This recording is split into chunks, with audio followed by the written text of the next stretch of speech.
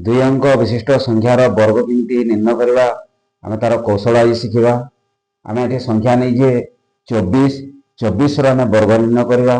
24 को वर्ग निर्णय कला बेले आम देखो 24 को 24 सहित आम अलग प्रकार गणना करुचे किंतु यही पद्धति आम जब करवा अलग लिखिक गणना करने पड़े ना आम से स्थान वर्ग निर्णय कर दे पारिबा।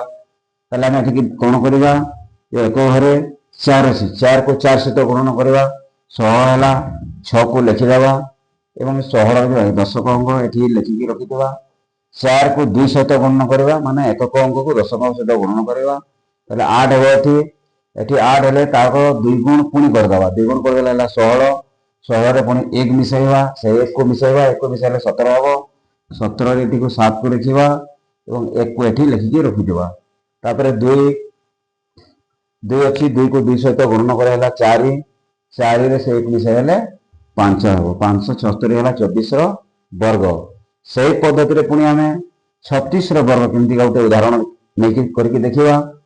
36 रे एक घर अंक 6 अच्छी 6 को 6 सहित गणना करवा 6 को 6 सहित गणना कर 36 6 जो दशक अंक 3 ये रखिदा।